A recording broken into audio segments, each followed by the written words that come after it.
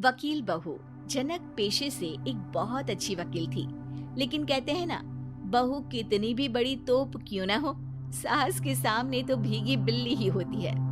अरे जनक, क्या बात है, आज रोटी नहीं मिली अभी तक। ये तेरा कोर्ट नहीं है जो आज फैसला ना हुआ तो कल की तारीख मिल जाए। रोटी तो रोज वक्त में चाहिए। हाँ माँ जी, रोटी तो कब की बन गई। मैंने आपको कहा तो खाना खाने के लिए, आपने शायद सुना नहीं होगा। ओहो, जज नहीं हूँ मैं तेरे कोर्ट की, सास हूँ सास। कोई दलील फालतू की मत देना यहाँ। बहुत जानती हूँ मैं इन वकीलों को, अपनी बात ऊपर रखने के लिए झूठ बोलने में जरा भी नहीं सोचते। तभी वहाँ जनक के ससुर आ जाते हैं। अरे भाग्यवान, क्यों बेचारी के काम को कोसती रहती है हमेशा। मैं भी तो था वहाँ जब ये आई थी तुझे रोटी खाने को बुलाने के लिए। सास को तो अब गुस्सा आ जाता है कि कैसे किसी ने बहू की साइड ले ली। अरे वाह जी वाह, वो तो मैं जानती थी कि कोई ना कोई गवाह तो ये पेश कर ही देगी। पर मैं तो अब सीधा खाना खाकर सोने जाऊंगी। मुझे आदत नहीं है किसी से बहसा बहसी करने की।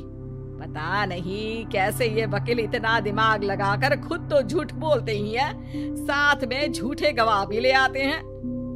जनक को सास के ताने सुनने की अब आदत सी पड़ जाती। एक दिन जनक वकील की ड्रेस पर काला कोट पहनकर कोर्ट के लिए निकल ही रही होती है कि अरे कहाँ चली काला कौवा बनकर। टोक दिया ना, अब कोर्ट तो वकील वाली ड्रेस पहनकर ही जाऊंगी ना। वाह भाई वाह, दामिनी तो मैंने भी देखी है। सन्नी पाजी ने ऐसा ही कोट पहना था और कहा था कि तारीख पर तारीख, तारीख पर तारीख। मतलब कि कोई बात करनी है तो बोलिए, वरना वक्त नहीं है मेरे पास खराब करने के लिए। अरे पता नहीं तुझ में क्या देखा मेरे बेटे ने, सारा दिन वकीलों वाली बहस करती है भोली भाली सास के साथ। अच्छा सुन, जो इतनी बहस मेरे आगे करती है ना, जरा अपने बॉस से कर ले, जो 1 साल भी ना हुए तेरी शादी को और काले कपड़े पहना दिए।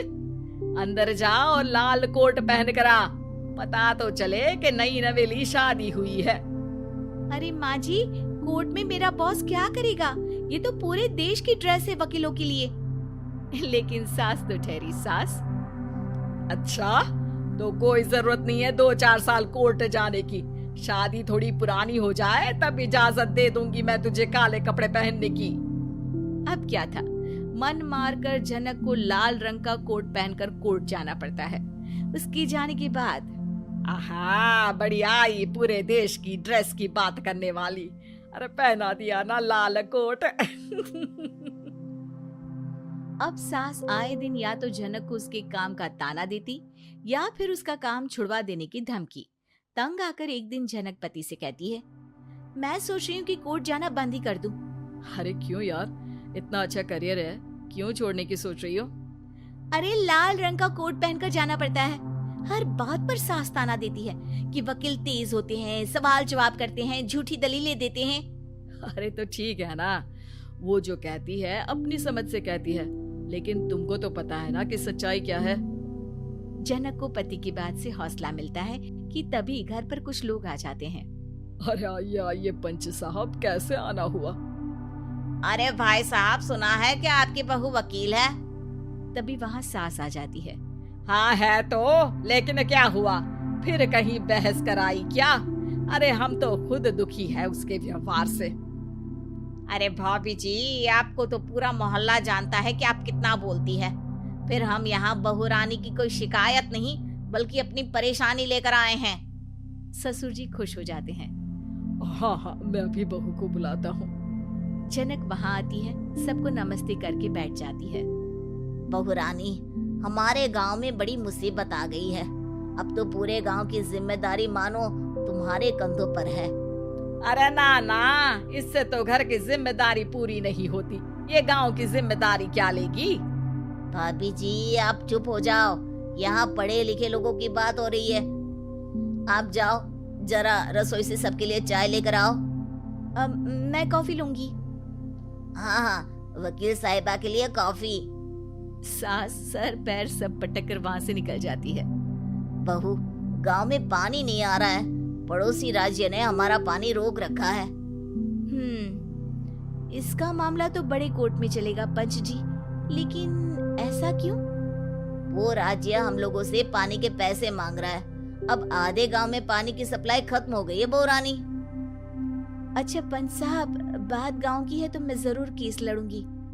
यहाँ एक बार फिर सास की एंट्री हो जाती है। अरे वाह जी वाह, ये काम करवा लो आप हमारी बहू से, बहुत अच्छा करती है। मैं हूँ सीधी सादी सास। इस लड़की ने कैसे लड़ लड़ कर मुझे साइड कर रखा है, ये तो अब आपको पता चल ही जाएगा। अरे भाभी जी, आपकी आवाज तो पूरे गांव को सुनाई पड़ती है जब आप बहू रानी को सुंदर वचन सुना रही होती हैं। अरे वकील बहू मिली है, फक्र करो फक्र।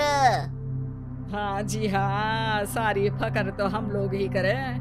खैर, अब जो केस लड़ेगी और पानी गांव में आ जाता है तो पंच साहब लिख कर देना होगा कि हैंड पाइप में सबसे पहले मेरी बाल्टी और घड़ा भरेगा।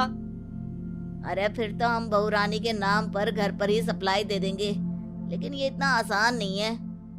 बहू, गांव के पास अभी वकील करने की भी पैसे नहीं है तो। अरे पंच साहब, ये मेरे गांव का मामला है, मैं आपसे एक भी पैसा नहीं लूंगी। सास को बहू की बात पर गुस्सा आ जाता है, लेकिन सबके जाने के बाद झनक मन लगाकर गांव की परेशानियों को दूर करने में लग जाती है। और वो दिन भी आता है कि झनक केस जीत जाती है। अरे आज तो प्लम्बर आकर घर तक पाइप लगा गया है। खुश हो जाओ, मेरे कारण तुम लोगों को घर के अंदर ही पानी मिल जाएगा।